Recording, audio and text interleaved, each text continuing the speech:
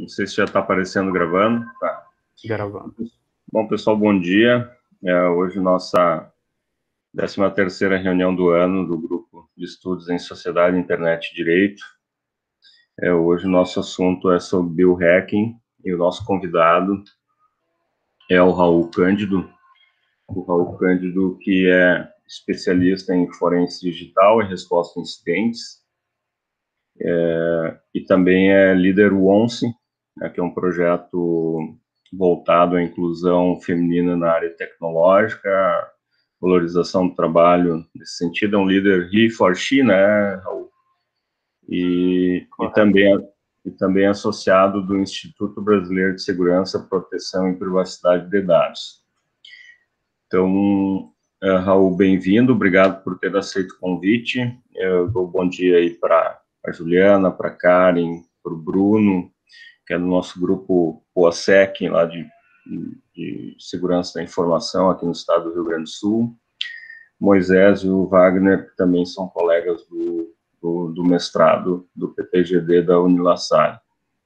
Então, conforme nós combinamos antes, tens aí 45 minutos, 50 minutos para falar, depois a gente vai debatendo, Raul. Se quiser fazer alguma apresentação, fica à vontade também. Tudo bem, eu agradeço mais uma vez o convite, Emerson, eu agradeço a atenção de todos. É sempre um prazer falar a respeito desse tema, porque, a meu ver, é um tema que impacta na vida de muitos, né? E muitas vezes ele passa desapercebido, ou mesmo até quase obliterado.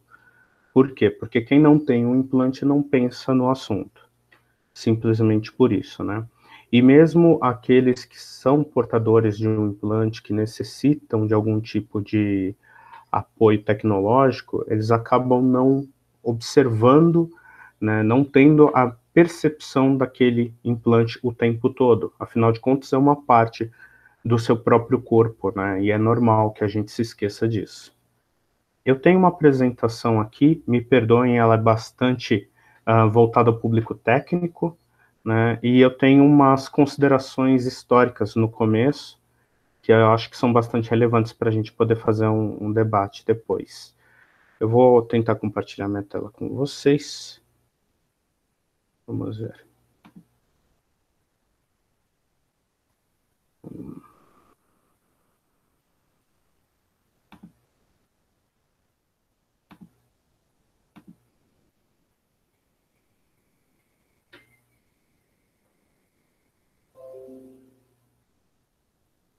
Tá. Me avisem assim que estiverem vendo. Ok, já estamos vendo, não é a tela da apresentação, é aquela tela do PowerPoint mesmo. Não sei se é isso que você queria. Aí, agora ok. Agora sim. Por incrível que pareça, ainda me perco com o meu próprio computador, muitas vezes.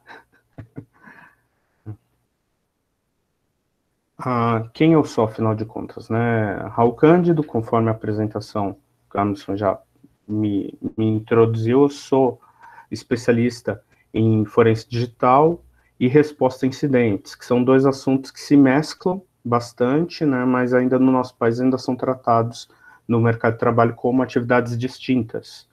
Porém, a diferença entre elas é basicamente o momento de reação, né? Se um incidente está ocorrendo agora, a gente faz uma resposta a incidentes. Se o problema já passou e a gente tem uma resposta mais reativa, a gente precisa ter uma atividade de investigação mais profunda, aí sim a forense digital, né? E também, claro, a questão do se vai para o fórum ou não, né? Muitas das questões de incidentes são resolvidas internamente, ficam no âmbito só de uma investigação interna. Eu sou líder OMSE e sou redator também do portal Hacker Culture. Se alguém quiser depois questionar aí alguma coisa em relação a hackers, estou aberto ao assunto. Quais são as questões que eu pretendo trazer aqui hoje, né? Qual é a nossa relação, qual é a relação entre segurança da informação e saúde e qual é a nossa relação com esse tema? Afinal de contas, por que a gente tem que se preocupar com segurança de implantes? Por que isso deveria ser uma preocupação de todos, uma preocupação da sociedade em si, né? E dispositivos médicos e implantes. O que são esses dispositivos que eu estou falando? Né? O que, afinal de contas, é um implante? Que tipo de dados eles podem conter? Sim, eles podem conter dados. Né? E como, afinal de contas, a gente pode proteger esses dispositivos? Quais recursos? De que forma eu posso conduzir uma investigação em cima de um dispositivo desses? Eu trouxe algumas notícias aqui no começo, só para poder trazer uma perspectiva mais atual a respeito do assunto. Eu sempre procuro trocar essas notícias, mas essa daqui eu não troquei, por quê? Por conta do impacto dela, né? Um hospital hackeado pode resultar na morte de um único indivíduo, como ocorreu no dia 18 de setembro, mais recente, né? Uma paciente faleceu por conta da ação de um hacker. Sim, né? Foi o impacto, a culpabilidade aí no caso, recai sobre o hacker. Tudo ia bem até aquela ação.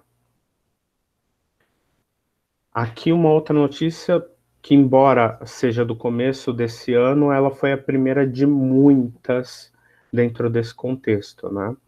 Que é um problema, uma vulnerabilidade em Bluetooth. Para quem não se recorda o que é o Bluetooth é uma comunicação, né, sem fio, como Wi-Fi, só que de espaços curtos. Então você pode utilizar o Bluetooth para conectar o seu smartphone numa Smart TV, passar uma imagem entre um smartphone e outro, e assim por diante.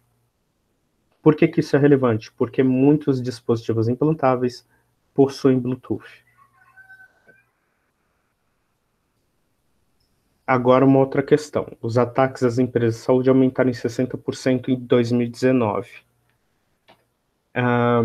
Talvez a gente sempre acabe trazendo na nossa memória que os ataques hackers eles têm como objetivo um ganho financeiro.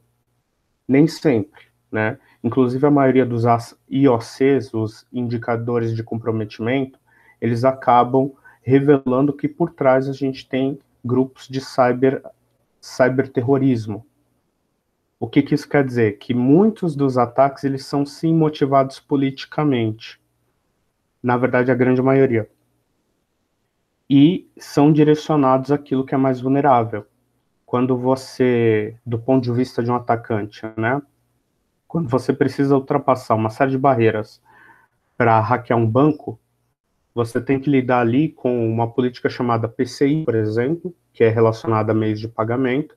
Você tem que lidar com toda uma infraestrutura de segurança muito bem planejada. Você tem segurança do lado do comprador, você tem segurança do lado dos equipamentos utilizados. Então, são uma série de camadas. Se o seu alvo ele é um paciente em um hospital, muitas vezes a própria rede do hospital não está segmentada. O que eu quero dizer com isso, né? A gente pode ter mais de uma rede doméstica, por exemplo, né? Você pode ter uma rede que vem do seu próprio Wi-Fi, uma rede que você emite do seu próprio telefone celular, ou de um outro aparelho, e essas, embora elas estejam se comunicando ali, elas estão apartadas. Você pode ter uma única rede e dividir ela para funções distintas. Qual é o objetivo desse? Né, você poder proteger melhor essas redes. Em muitos hospitais isso não ocorre. Isso quer dizer o que na prática? Que o Wi-Fi da sala de visitantes é o mesmo Wi-Fi, é a mesma rede, aliás, que está conectada num dispositivo de saúde lá em cima, fazendo alguém respirar. Agora, por que a gente deveria se preocupar com isso, né? Se no momento a gente não está passando por nenhum problema de saúde? Uma coisa que eu gosto de dizer é que todo ser humano, em algum momento, irá precisar de tecnologia relacionada à área da saúde. Por quê? Desde o período pré-natal até a gerontologia, me perdoe se o termo estiver incorreto, a gente precisa passar em algum momento por algum tipo de exame. E esse exame pode impactar não somente na qualidade de vida, como na própria manutenção da vida. Como eu mencionei agora há pouco, né, é muito mais fácil se atacar um sistema médico do que atacar um sistema financeiro. Então, aqui eu trouxe um dado de 2018, porque eu não tive acesso ainda ao boletim de 2019. É sempre lançado um ano depois, né? Mas que demonstra aqui no topo, do nosso lado direito, que o número de ataques à área médica, ele é superior à área financeira, tá? Se isso não estiver muito claro, depois eu posso trazer alguns outros dados para poder embasar o estudo de vocês, tá? E o que, afinal de contas, está ocorrendo? O que um atacante está buscando quando ele realiza esse tipo de ataque? Enquanto um dado de cartão vazado, ele contém o número de cartão, o nome do titular da conta, um número de segurança, uma data de fabricação e validade do próprio cartão. Nos dados de saúde, você tem ali o nome do paciente, dados sanguíneos, data de nascimento, muitas vezes você tem os contatos daquele paciente, qual o grau de parentesco. Eu tive que passar recentemente por alguns exames, por conta de 2 úlceras, né? E fiz alguns questionamentos para os operadores dos equipamentos que eles não souberam me responder muito bem. Por quê? Eles não estão habituados a esse tipo de questionamento. Não é uma incompetência. É porque ninguém questiona isso. Eles costumam exportar o exame em vários formatos, como formatos de arquivo que a gente utiliza no dia a dia, por exemplo, PDF, Word, né, TXT, PPT, nesse caso, e no caso do exame médico, um exame de raio-x, um exame de ultrassonografia, ele pode ser exportado num formato chamado DICOM, acredito. Depois eu trago esse dado também. E isso não é um formato de arquivo simplesmente, é um protocolo de rede.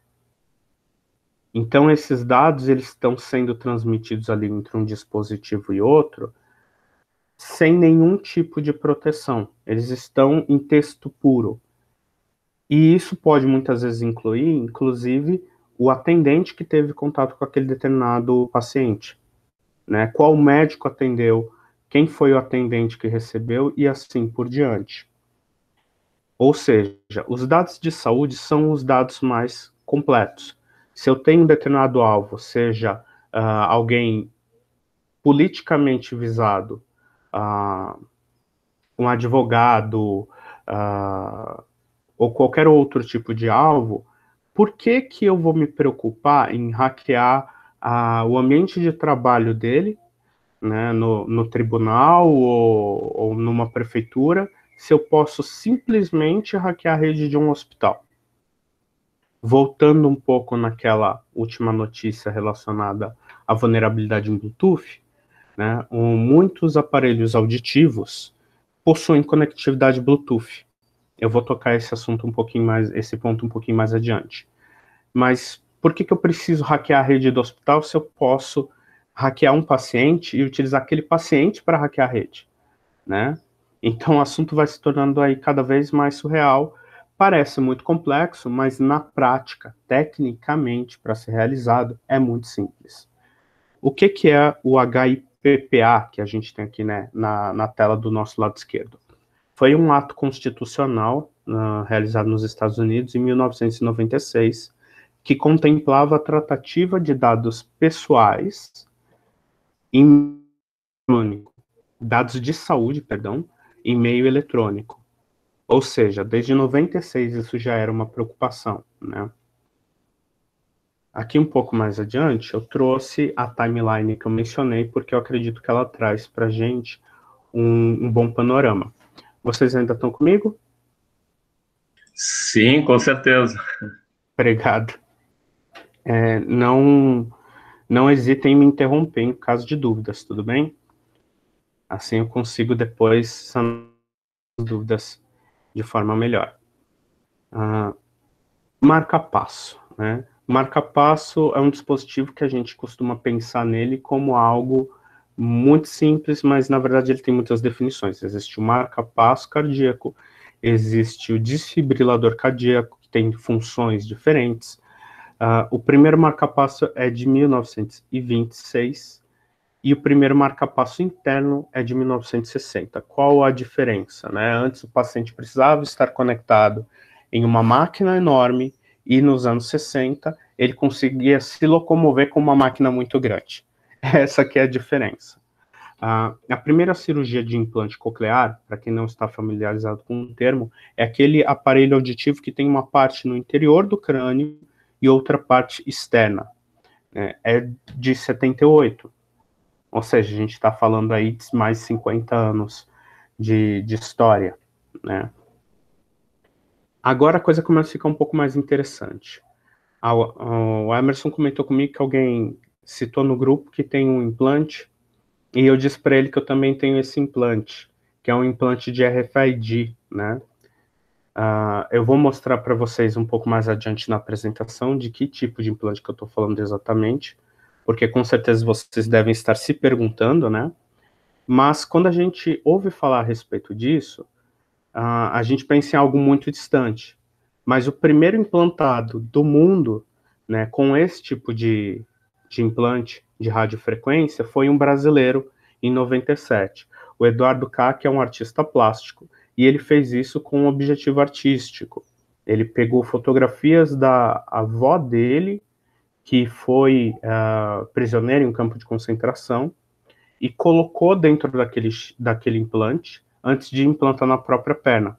E ele transmitiu isso via TV na época.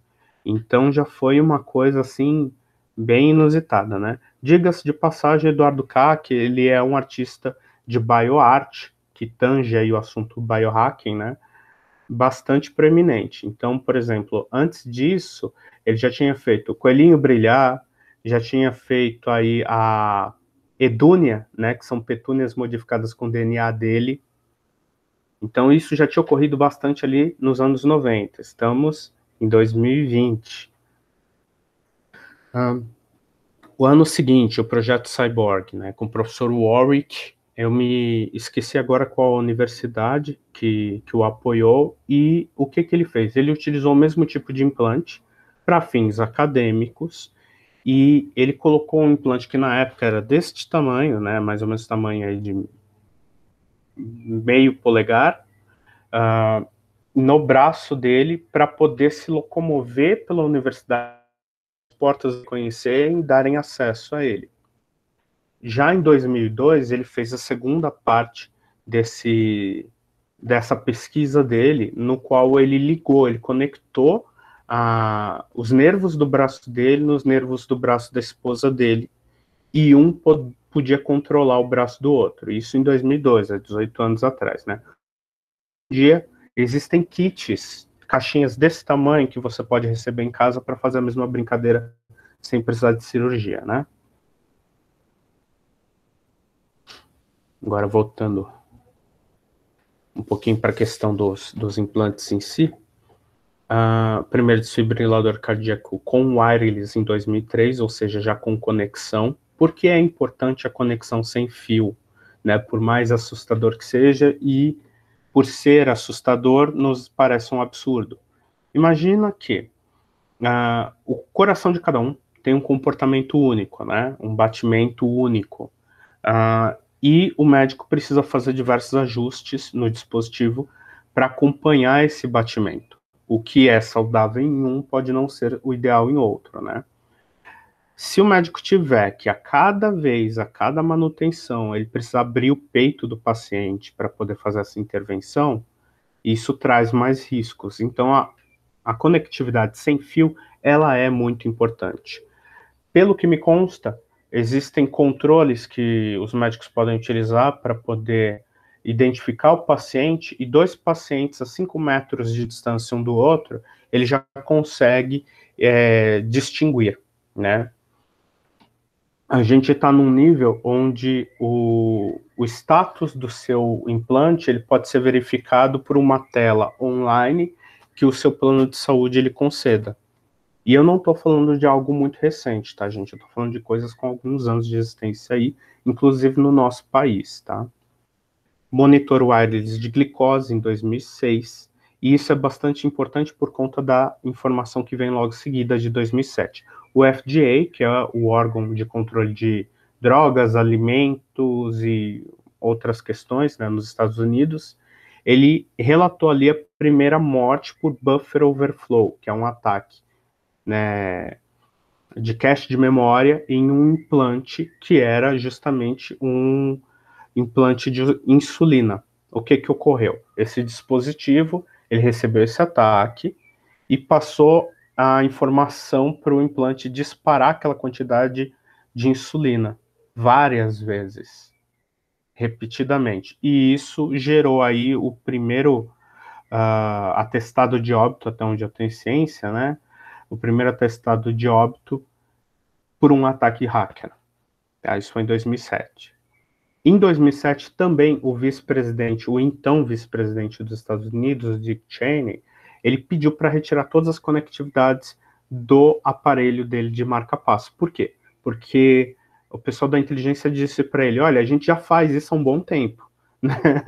Então ele pediu para desconectar todo o marca-passo dele. Em 2008, mais vulnerabilidades identificadas em marca-passo pelo FDA também, tá? E em 2009, aí vem uma questão interessante. O pesquisador Mark Gass, ele realizou uma prova de conceito, né, de que um ser humano poderia ser infectado por um malware. De que forma? Ele tem um implante desses de RFID e ele colocou propositadamente a peça de malware, o trecho de código dentro do implante, para provar que aquilo seria viável. Por que que isso se torna relevante? Dessa forma, a gente consegue provar que um dispositivo implantável ele pode ser alvo de ataques. Embora já tenha ocorrido antes, né, era necessário que se provasse academicamente para poder discutir o assunto. Já aqui trazendo uma questão, né, nacional, em 2010 o professor Mário Gaziro, ele estava fazendo testes utilizando esses implantes para controle de Smart Gun. O que é Smart Gun? É uma arma de fogo que faz o reconhecimento da mão do operador. Então, aquela arma só vai funcionar na mão daquele operador. De que forma? Reconhecendo aquele determinado implante subcutâneo. Só que se no ano anterior já foi comprovado que aquele implante pode ser infectado, as questões começam a se tornar mais interessantes, né? Em 2011, o Barnaby Jack trouxe aí a questão de hacking de diversos dispositivos médicos e implantáveis. Por que eu estou citando dispositivos médicos e dispositivos implantáveis? Porque nem todo dispositivo médico é implantável e, mais importante, nem todo implante tem uma finalidade médica. Agora, 2015, né, um implante infectado via smartphone pelo pesquisador Seth Weil. Vou dar um exemplo para vocês. Perdão. O meu implante, ele é um implante de radiofrequência. A maioria dos smartphones, já aí há uns 15 anos, tem uma conectividade chamada NFC, que é uma conectividade de proximidade, que a gente utiliza para passar informações de smartphone para o outro. Igualzinho o Bluetooth. Qual a questão, né? No Brasil isso não pegou moda. Agora a gente está utilizando muitos cartões que são os cartões contactless, né? Eles utilizam a mesma tecnologia. É a mesma tecnologia do bilhete único para quem é de São Paulo, por exemplo, né? Acho que é BU no Rio. Não me recordo agora como é o cartão em outros estados. Aquilo nada mais é do que um chip com uma antena, um fiozinho de cobre. Mais adiante eu tenho um diagrama para poder mostrar isso, né?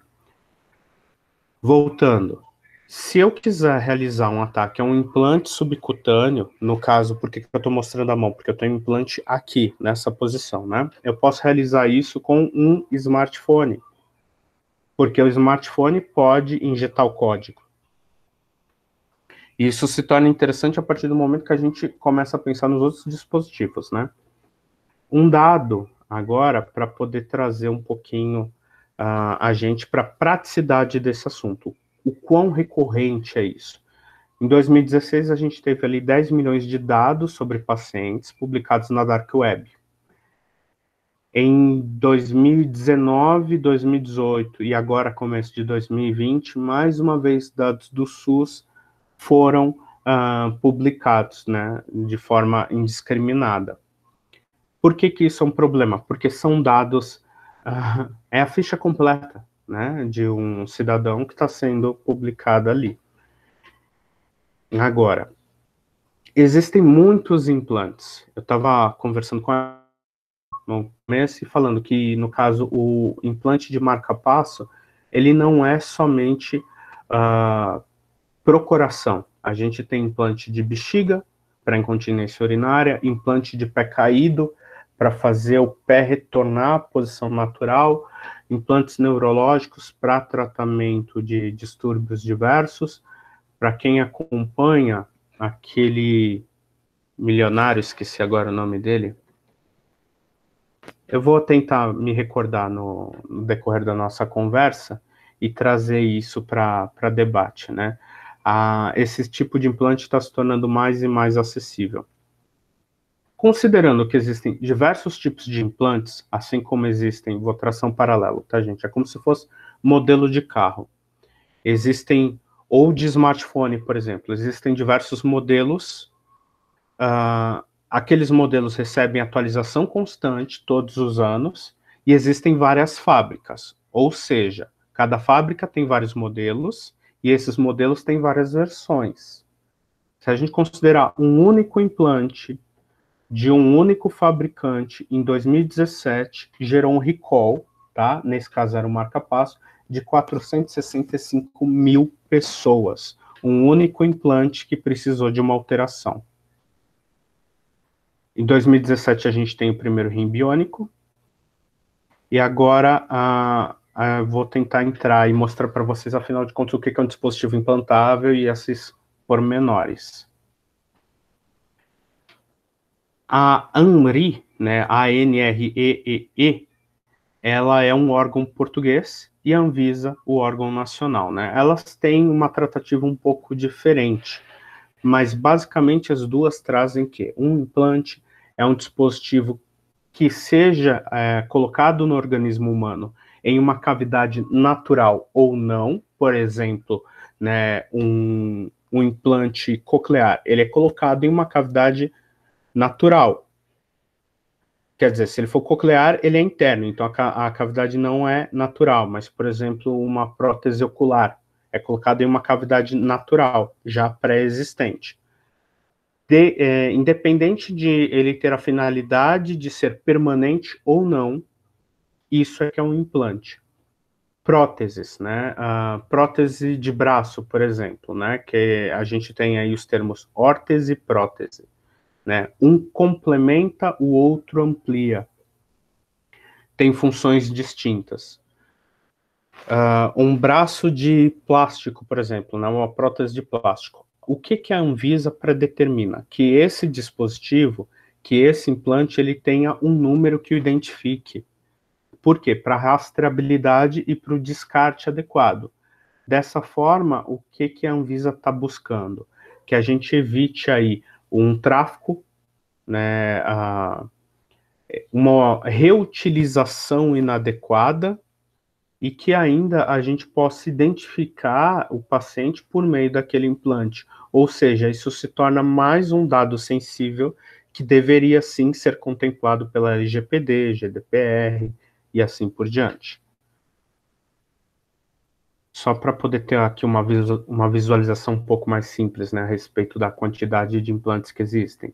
Implante coclear, o estimulador neurológico. Alguns anos atrás, acho que em 2016, o SUS fez uma grande compra de neuroestimuladores cervoespinhais. O título é complicado, mas eu vou explicar. É um implante que tem 2 fios que acompanham a espinha dorsal e um outro dispositivo que fica do lado de fora do organismo. Para quê? Através desse estímulo eletrônico, através do tratamento de choque, ele consegue devolver a mobilidade a pacientes que estão muitas vezes em cadeira de rodas, na cama, né, enfim, que estão com a mobilidade reduzida há muitos anos. Quando eu fui pesquisar a respeito desse dispositivo, eu encontrei pouquíssima informação online. Porém, nas primeiras páginas do Google, não estou fazendo nenhum tipo de pesquisa mais elaborada, o que uma pesquisa de OSINT poderia revelar, por exemplo, de forma um pouquinho mais profunda, né? A primeira coisa que eu encontrei foi um manual de fabricante. Eu não estou falando de um manual de usuário, um manual médico, coisas que normalmente não existem, tá, gente?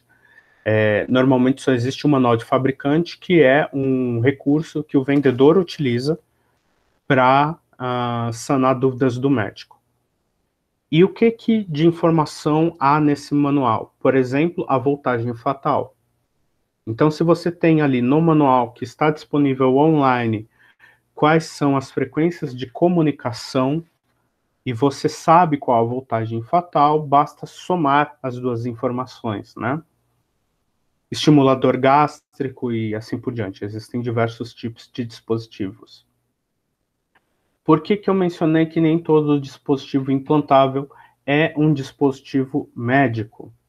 Porque existem dispositivos aí, agora sim entrando mais profundamente na questão do biohacking, existem dispositivos experimentais, sejam por questões acadêmicas, por exemplo, né, sendo desenvolvidos como protótipos, seja por pesquisa independente. Isso ocorre bastante. E todos eles podem ter diversos tipos de sensores, sensor de temperatura, sensor de pressão, né? Podem haver diversos dados a respeito do paciente ali. Quais são os tipos de dados que esses dispositivos podem conter? Os dispositivos implantáveis, eles podem conter, processar ou armazenar dados, coisa que a LGPD prevê, né? Todo dispositivo que contenha processo, armazene e seja contemplado. Dados que identifiquem o seu hardware e software. No caso de um aparelho coclear, por exemplo, ele tem uma parte externa e uma parte interna. Ambas estas partes podem ter um ou mais componentes eletrônicos. Então, a gente tem ali qual a origem de cada um desses dispositivos. Isso é uma informação que pode ser relevante, seja para a saúde do paciente ou para a segurança dele. Questões de software. Aquele aparelho de marca-passo que eu preciso para poder manter a minha saúde, ele tem conectividade? De que tipo, né? Quando ele transmite os dados para o médico por meio daquele aparelho, esses dados estão criptografados conforme a LGPD pede que estejam. Se eles estão em repouso no meu marca-passo, eles estão criptografados ali também de outra forma que a LGPD pede, né? Depois que a gente tem aí as informações de hardware e software, ou seja, do próprio dispositivo, aí entra a questão dos dados de usuário ou usuário, sim. Por quê? Se aquele dispositivo está armazenando dados de conectividade, ele pode trazer dados de outros dispositivos, ele pode trazer dados de outros usuários. Uma máquina de hemodiálise, por exemplo, embora não seja um implante, ela se enquadra na nossa definição, né, de ser inserida no corpo por um momento e depois retirado, ela pode também interagir com mais de um paciente, e assim por diante. Um respirador, por exemplo, ele normalmente tem uma rotatividade. Ele é destinado a um paciente por um determinado período e depois ele contempla outro paciente. Dados externos, aí são dados do ambiente, né? No caso do implante coclear ainda, o implante coclear muitas vezes ele tem a conexão de Bluetooth para que você possa ouvir o GPS do carro, para que você possa ouvir o seu smartphone, né? Existem várias questões aí que são relevantes para o paciente, mas eles também podem conter outros dados. Por quê? Porque a gente tem aí as questões de interatividade e finalidade. Um implante ser feito para um determinado objetivo é uma finalidade. Porém, a utilidade dele pode ser pervertida, pode ser diversificada pelo seu próprio paciente. Basta criatividade e o paciente encontra outras formas de utilizar aquele dispositivo.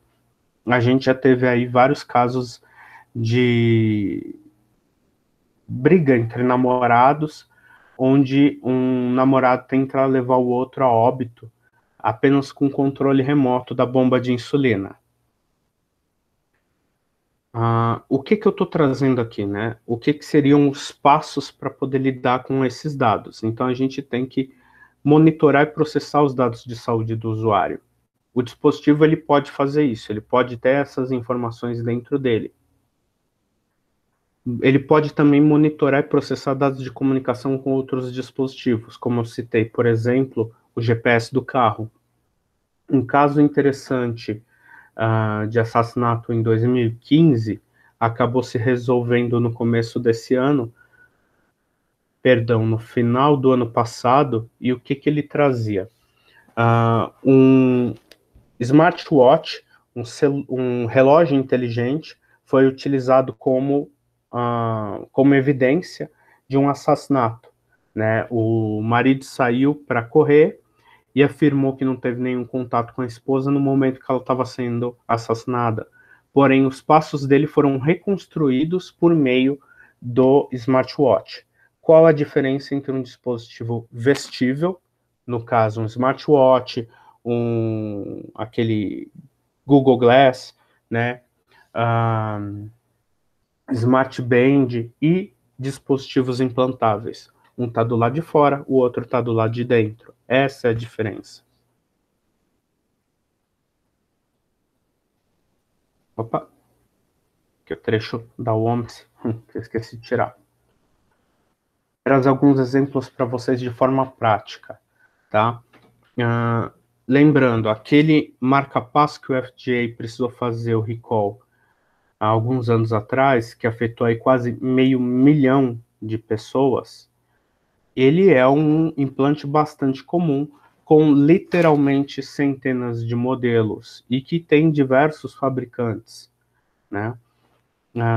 Agora, trazendo para uma coisa que a gente consiga controlar de forma mais simples, né? Um implante que eu considero bastante raro, que é o implante de RFID, que eu disse que eu tenho na minha mão. Ainda dessa notícia de 2018, eram 3 ou 4 mil suecos com esse tipo de dispositivo. Então, graças a isso, a empresa SJ, que é uma empresa de trens, ela passou a receber o pagamento por meio daquele implante, né? Empresas passaram a fornecer esse tipo de dispositivo para os seus funcionários. O que esse implante é na prática? Pensem que ele é como se fosse um pendrive que está debaixo da pele. Só isso. Agora tem uma questão aí, né? Digamos que surja ou um corpo que não possa ser identificado, mas tem aquele implante, ou que um determinado paciente com Alzheimer tenha sido encontrado e tenha esse implante, ou ainda que esse implante tenha sido alvo de um crime ou o vetor de um crime, né? O meio de um crime.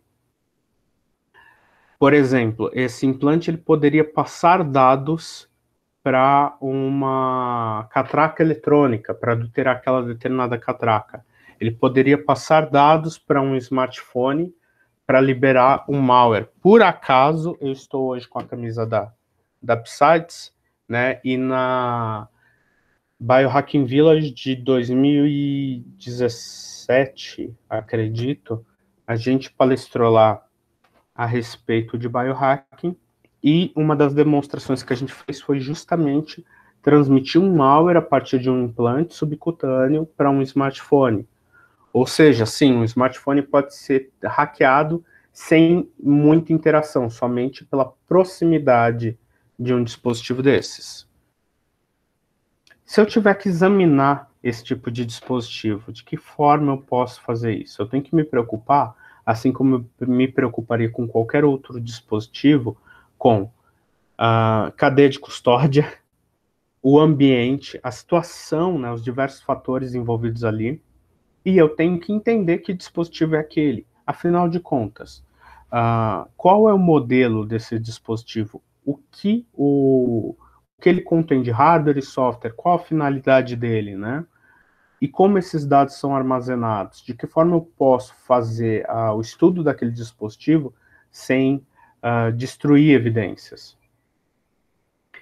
O que eu trouxe aqui? Esse daqui é um trecho do manual do meu implante, tá? Que é um implante desses, de RFID, e ele tem aqui do lado esquerdo, não sei se vocês estão vendo o ponteiro do meu mouse, ele tem um chip e um fiozinho enrolado, e esse fio de cobre ele age como antena.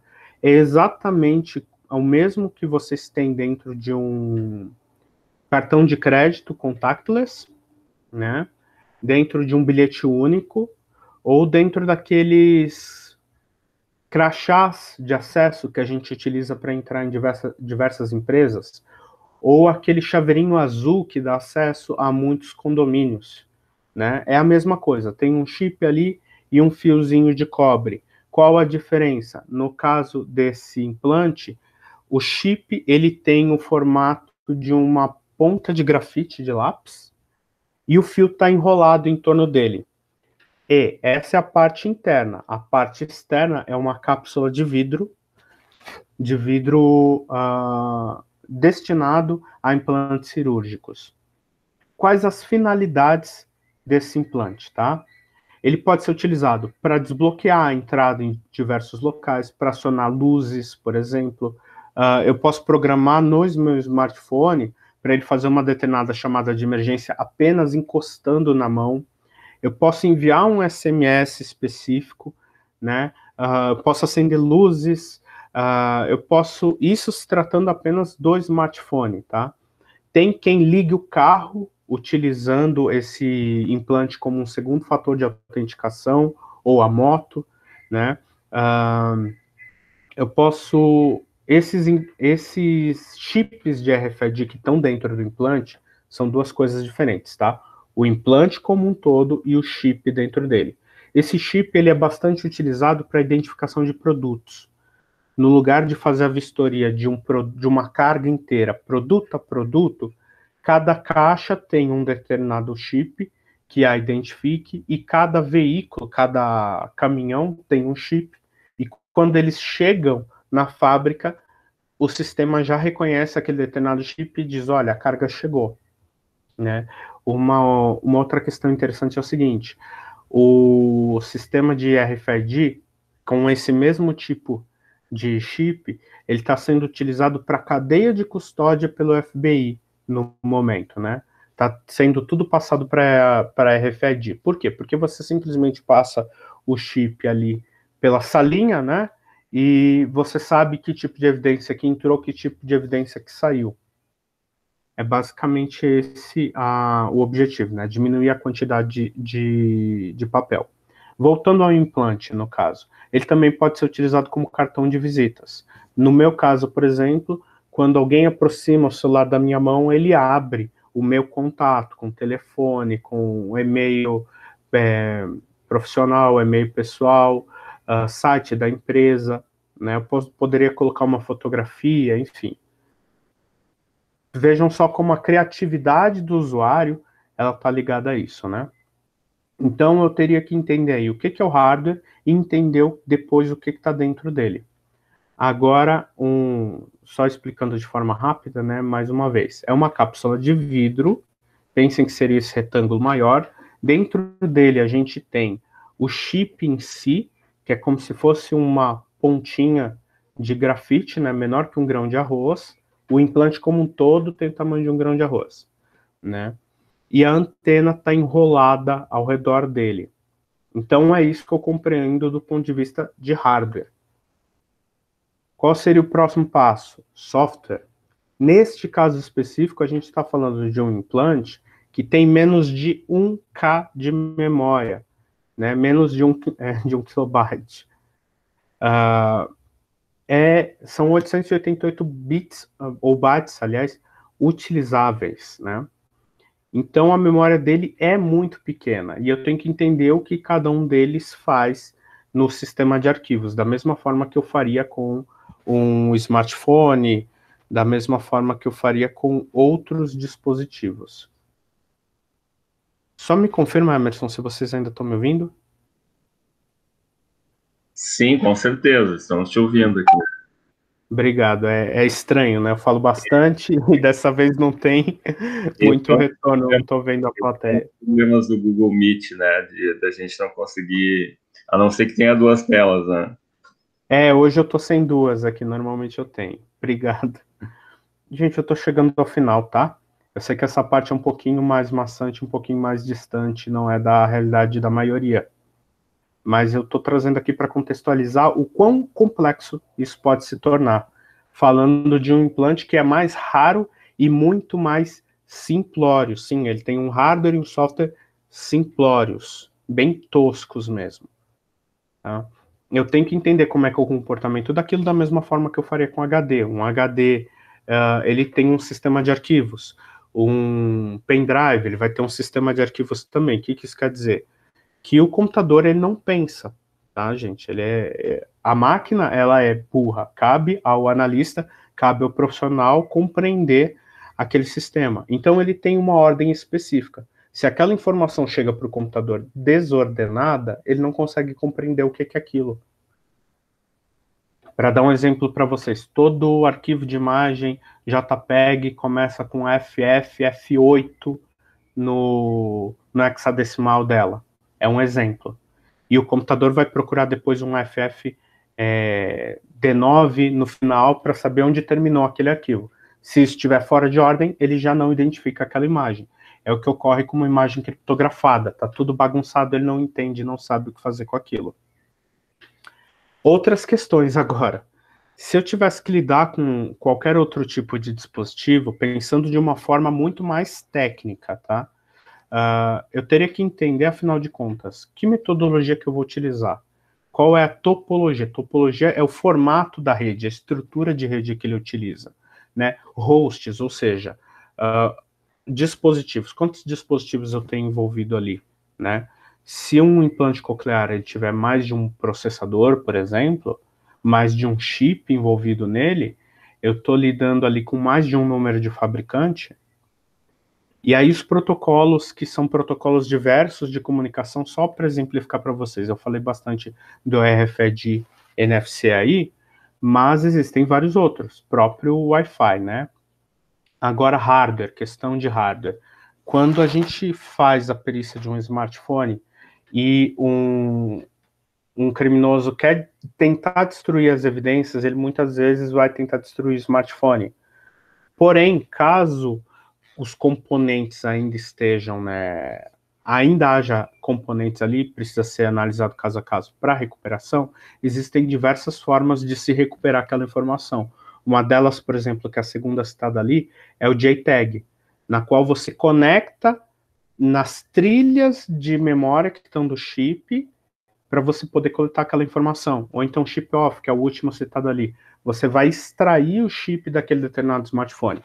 Com isso, você destrói a evidência, muito semelhante da retirada de um projétil, de um organismo, né?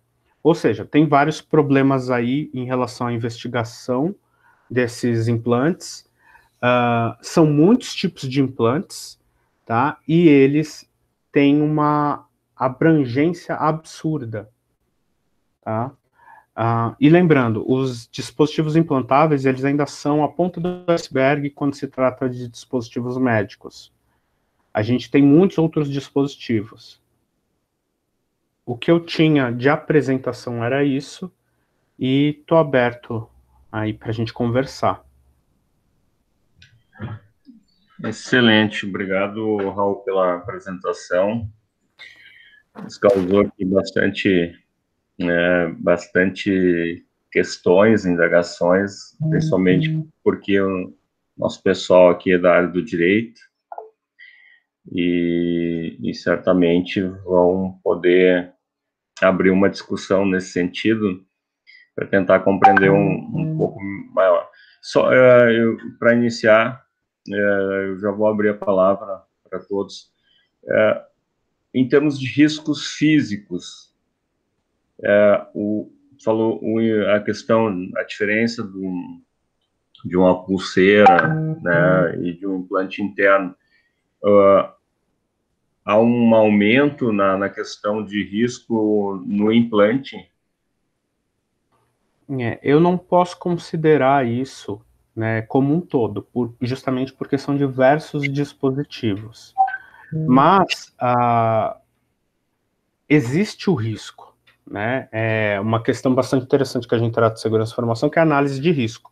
A gente tem riscos improváveis, né? Por exemplo, um terremoto, uma pandemia é considerado uma coisa improvável, porém pode ocorrer, né? Uma coisa bastante marcante aí para os padrões internacionais foi o atentado de 11 de setembro nos Estados Unidos.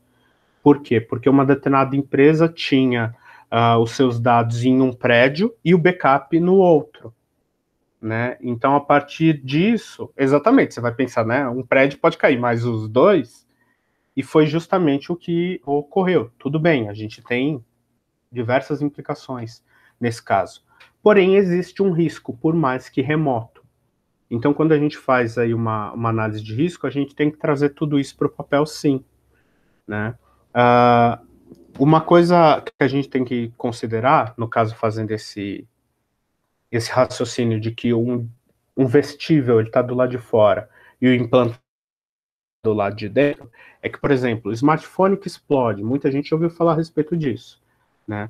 Se a gente tem a informação a respeito de implante coclear, sabendo que ele está dentro da cabeça, uma parte do componente físico, e se eu descubro qual é que é o componente, né, a frequência que faz a bateria explodir, tem a bateria do lado de dentro ou do lado de fora? Como no caso do meu implante, ele não tem bateria, né? Então vai variar muito caso a caso.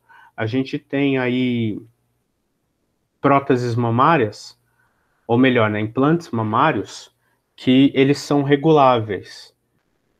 Por que isso? Para evitar dificuldade com a cicatrização. Então, no lugar de você colocar um implante grande, gerar muito mais transtorno orgânico ali, você coloca um implante menor e depois, com o passar do tempo, vai regulando ele, né? Uma capsulazinha dentro do implante vai regulando. Marca-passo, as conectividades dele a gente tem que descobrir caso a caso.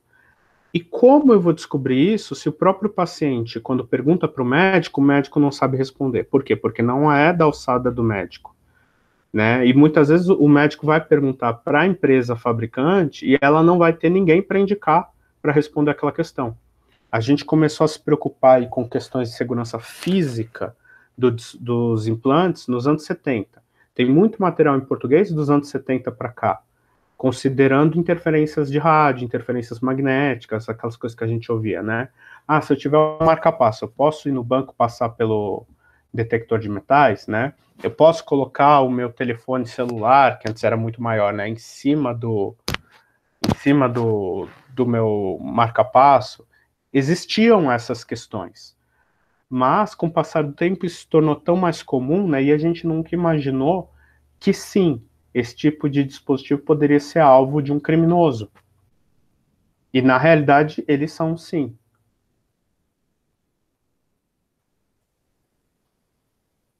Não sei se eu falei demais. Não. Vou abrir a palavra para o pessoal. Não sei se querem se inscrever ou querem ir falando tranquilamente. Está aberto a questionamentos aí.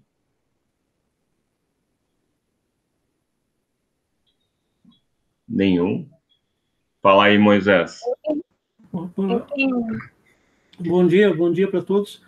A minha dúvida, não sei se está relacionada diretamente à palestra, mas como eu vi ele falando do chip ali, eu tenho uma certa desconfiança do chip que vai nessas identidades agora. Todas as identidades de qualquer órgão que tu vai fazer tem um chip ali. E até que ponto aquilo ali atinge a nossa privacidade, a nossa liberdade de ir e vir? Eu me sinto monitorado diuturnamente com aquele chip na minha identidade ali.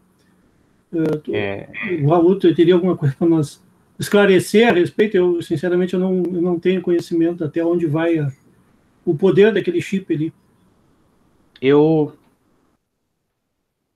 eu acabo compartilhando dessa sensação, tá?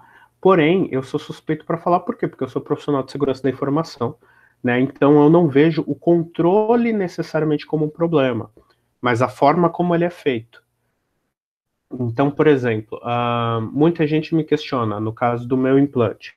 Ah, mas vão querer cortar a sua mão se você utiliza ele no banco para poder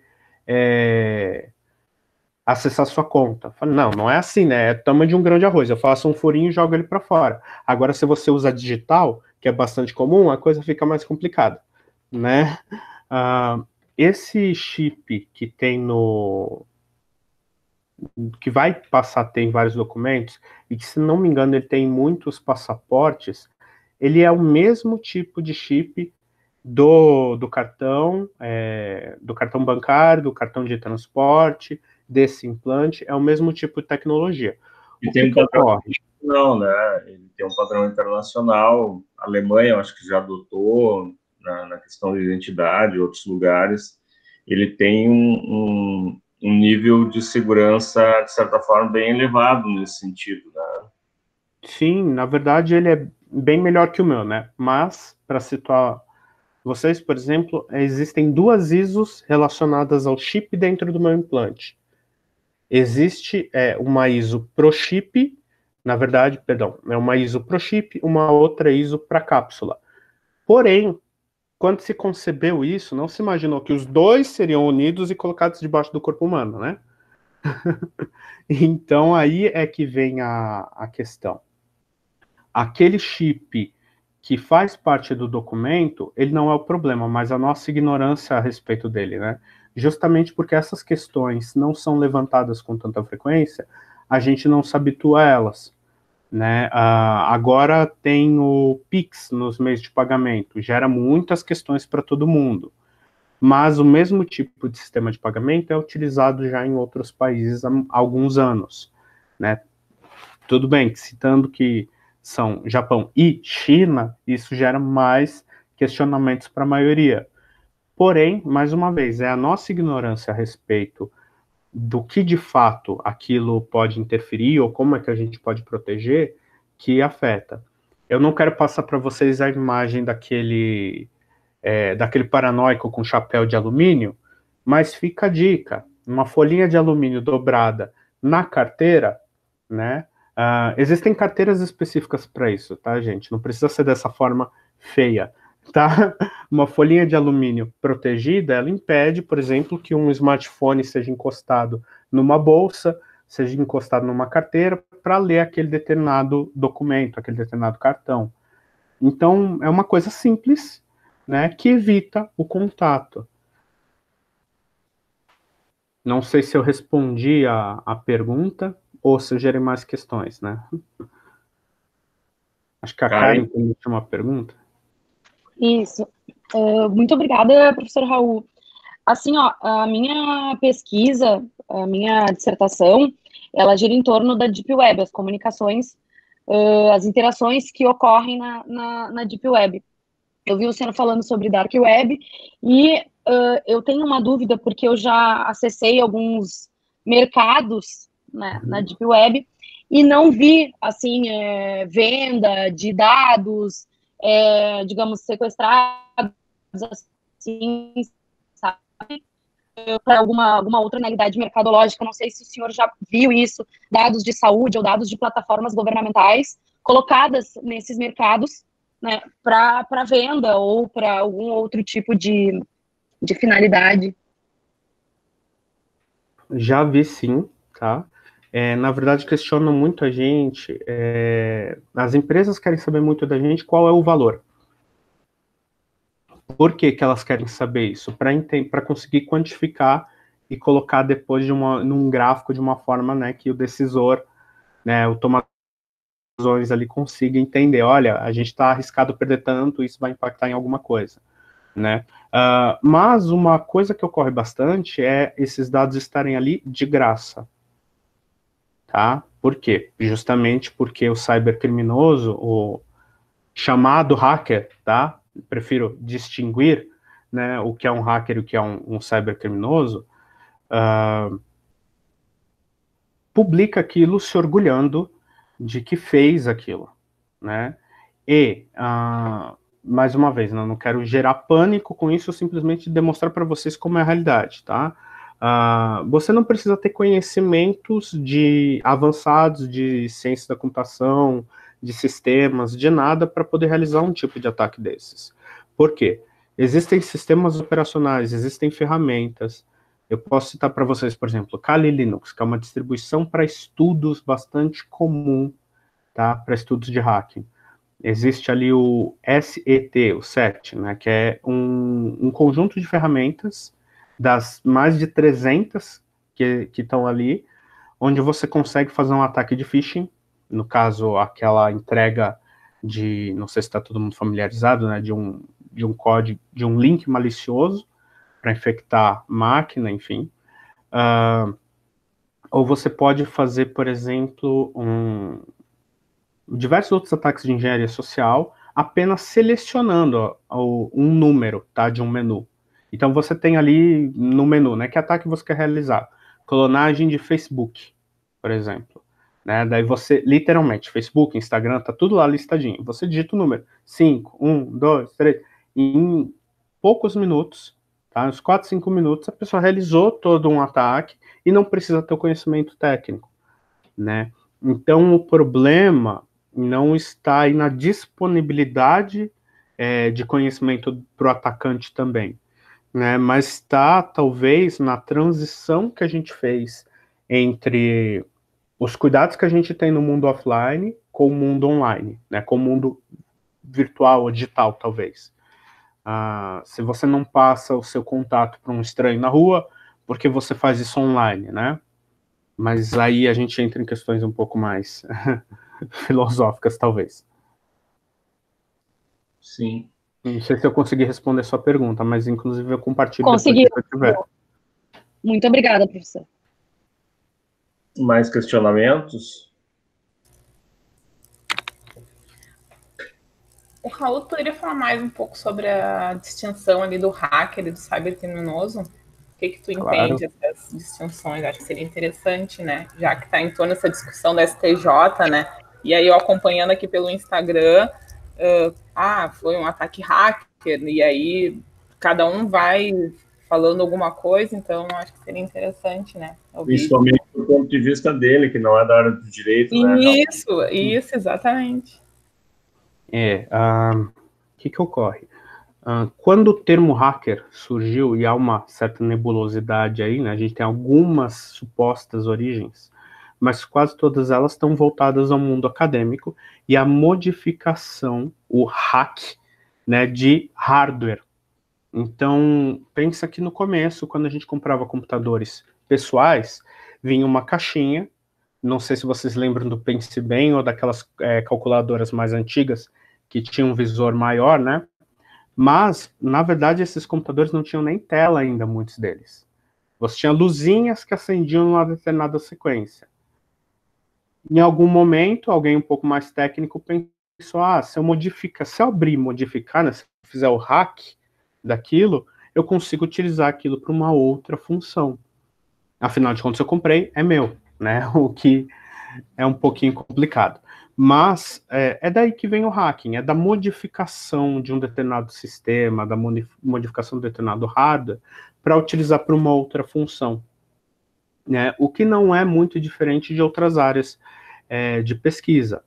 No entanto, claro, né, qualquer ferramenta aí utilizada com um intuito negativo vai acabar se tornando uma arma. Qualquer conhecimento aí utilizado de forma maliciosa vai acabar se tornando perniciosa, né? Então, a minha percepção, o que é? O hacker é uma figura cultural muito mais ampla, muitos hackers nunca se tornaram criminosos, né? Porém, a figura do hacker, ela está estigmatizada por dois fatores. Em primeiro lugar, porque a mídia não sabia como lidar com essa figura quando começaram a surgir os crimes cibernéticos, né? Então, o termo pegou, né? O que é aquele criminoso? É o hacker. Faz todo sentido, né? Embora naquele período mesmo já existisse o termo cracker, né, que é o atacante que quer quebrar aquele determinado sistema, né? E a outra questão, aí é uma questão voltada a os interessados em hacking, né, que existe uma glamorização perigosa, a meu ver, por isso mesmo aquela coisa de eu não gostar do termo grey hat, né, chapéu cinza, algo nebuloso. Eu entendo que o ser humano não é dicotômico, porém a gente deve pensar, quando se trata a respeito, pelo menos de leis, dessa forma, né? Então, há uma glamorização ali de quem está estudando em relação ao que seria o hacking. Por quê? Porque os hackers mais famosos normalmente foram criminosos. A gente tem a figura do Kevin Mitnick, por exemplo, que é o hacker mais famoso de todos. É um profissional de segurança da informação hoje em dia muito consagrado, que trabalhou sim com a FBI, mas ele trabalhou com a FBI por quê? Porque a FBI, em primeiro lugar, precisou pegar ele, né? Então, a gente tem que lembrar, em primeiro lugar, que ele tem um histórico criminoso. Em compensação, a gente tem diversos outros profissionais de segurança da informação e outros hackers, principalmente, que nunca se tornaram criminosos. A gente tem a Susan Thunder, né, que é, eu esqueci qual é o sobrenome dela, eu só lembro dos nicks, né, que é uma prefeita, acho que agora ela é senadora nos Estados Unidos. Um dos concorrentes à presidência na última eleição, aliás, dois, né, que tem o McAfee, que é o mais famoso, também hackers famosos dos anos 80 e que não realizaram nenhuma atividade criminosa. Então a coisa se torna muito mais complexa, né? E quando a gente fala a respeito de biohacking, a coisa se torna bem mais difícil. Por quê? Porque a gente pega esse termo ali do hacking, da modificação, e coloca o termo mais sensível, de vida, né, bio. Então, o que entra dentro do biohacking? Não é só a modificação do organismo, colocando implantes nele, como a modificação da função do organismo, comportamento, compreensão e até educação.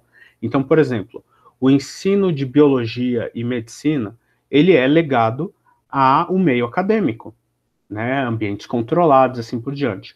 Qualquer momento em que isso seja realizado numa escola, por exemplo, né, de bairro, no ensino médio, pode ser feito de uma forma menos preparada. E quando ocorre o ensino de biologia fora do ambiente acadêmico, já é considerado uma ação de biohacking. Por exemplo, existem aí projetos diversos para produção de dispositivo laboratorial, né?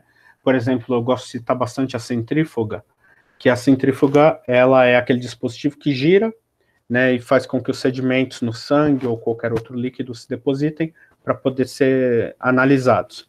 Esse equipamento, ele custa aí 5 mil, 8 mil dólares, às vezes, né? Em reais, a gente tem algumas mais baratas, mas mesmo assim é um valor muito caro. E você consegue, baixando da internet, para fazer uma impressora 3D, ou à mão mesmo, fazer centrífugas que custem 500 reais. E qual a função dessa centrífuga? O ideal é que ela seja utilizada num exame? Não. Por quê? Porque ela não passou por todo o processo industrial que resguarde, né, que ela vai funcionar de forma adequada. Mas para ser utilizada numa escola, para ensino, fantástico. Aí a gente tem a questão do biohacking também em relação à modificação do indivíduo, né? É que eu estou me segurando para não jogar termos mais complicados ainda para vocês. Mas, por exemplo, a antropologia ciborgue, que surgiu com a Dana Haraway, que é uma feminista, né, dos anos 60, e ela foi produzindo ali diversas formas de pensar. O que ela traz para o debate? Que o ser humano atual não se enquadra no que era a definição de ser humano nos anos 60. Por quê? Porque, academicamente falando, o homem tinha uma estrutura religiosa definida, uma estrutura familiar definida, né, e uma série de outros critérios. E o que modifica? Quando você tem, naquele cenário nos Estados Unidos, muitos filhos de pais divorciados, de segundo casamento, e por aí vai, você já tem uma estrutura familiar diferenciada, estrutura religiosa diferenciada. o nosso contato com produtos industrializados. Então, muitas vezes a gente quer beber leite, mas na verdade a gente vai até o mercado, compra uma bebida láctea altamente industrializada, pasteurizada e repasteurizada, que veio de um animal que está sendo selecionado ali há séculos, então é seleção genética, né? E tratado com hormônio há muito tempo, né? Desde que nasceu. Então aquilo já pode ser considerado leite? Não pode? É um debate, né, que ela começou a levantar ali nos anos 60. E de que forma que isso se une com o biohacking e com os implantes? Tratamento hormonal para transgêneros. É um assunto difícil, é um tratamento muito invasivo, muitas vezes, de difícil acesso, não é para todos, né? Embora exista aí de forma gratuita, não, mesmo assim é complicado, precisaria ser uma quantidade maior. Existem biohackers que fazem esse tratamento de forma independente, né? Então, quando você já tem aí um ser humano que não se enquadra em padrão de gênero, não se enquadra em padrão de religiosidade, a identidade dele transita nesses assuntos, para Dana Haraway, a gente já teria aí não um pós-humano, mas um ciborgue, né? Então, esse assunto vai se desdobrando ainda muito mais. A gente tem a questão da modificação de DNA também. Da mesma forma que eu tenho esse implante que chegou na minha casa via correio, em uma caixinha, tá? Você tem exames de DNA que você pode receber em casa também, em kits pequenininhos. E, não sei se vocês já ouviram falar do CRISP, CRISSP, acredito, né, que é uma técnica de modificação de DNA relativamente recente, porém bastante utilizada, sendo utilizada bastante no momento, por exemplo, na pesquisa da vacina do Covid, né? E há alguns anos atrás, acho que 2016 para cá, uma empresa chamada Zeus, não me recordo agora, mas é fácil de encontrar, tá? Kit, biohacking, vem um monte de coisa maluca, tá? Dá para receber em casa um kit de modificação de DNA. Né? No mundo todo isso pode ser entregue. Então isso começa a gerar um monte de implicações. Por que eu me foquei nos implantes dentro da área do biohacking? Justamente porque tem aí questões de identidade, né? Normalmente uma pessoa com uma prótese, ela é estigmatizada. Os implantes, eles não têm necessariamente uma função médica. Por exemplo, um implante ocular, não necessariamente ele restaurará a visão, né? Assim como uma prótese de vidro, uma prótese de plástico e outros materiais, ela não tem necessariamente o intuito de restaurar a visão. Tem um intuito psíquico, tem ali diversas outras funções, e como um pesquisador francês, um biohacker francês, ele começou a modificar a prótese dele para conter uma câmera. E ele fez vários modelos. Há 2 anos atrás saiu um filme totalmente filmado pelo ponto de vista dele, né? Tem implantes aí, modificações corporais que não têm a finalidade médica. O próprio implante coclear, ele é tabu na comunidade de deficientes auditivos, né? Por quê? Porque o deficiente auditivo, ele nasce com uma determinada concepção física, comportamento, ele cresce daquela forma e a sociedade impõe que ele deva fazer uma cirurgia bastante invasiva para que ele passe a adquirir um outro senso que ele nunca utilizou. Então isso é tabu também muitas vezes, né? E por aí vai, são muitos desdobramentos. Por isso a área de implantes aí dentro de biohacking me atraiu tanto. Excelente. Uma perspectiva bem ampla aí para a gente poder trabalhar. Tem algum dado estatístico nacional, assim, da quantidade de implantes no país como um todo? Não tenho, Emerson. Eu cheguei a ter a respeito dos implantes cocleares, mas isso porque eu peguei num blog de uma implantada e ela conseguiu junto aos fabricantes.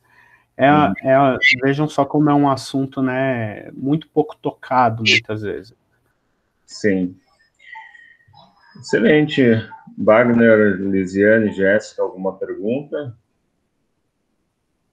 Se não tiverem, a gente agradece. Eu vou cancelar aqui em nome do grupo de estudos, então, do PPGD, da Unilassalle. A gente agradece a ti, Raul, pela participação e pelos conhecimentos produzidos. Certamente daí vão surgir outros questionamentos, então a gente agradece a tua disponibilidade de tempo e participação, e assim que a gente tiver da Secretaria do PPGD o certificado, a gente encaminha, tá bom? Só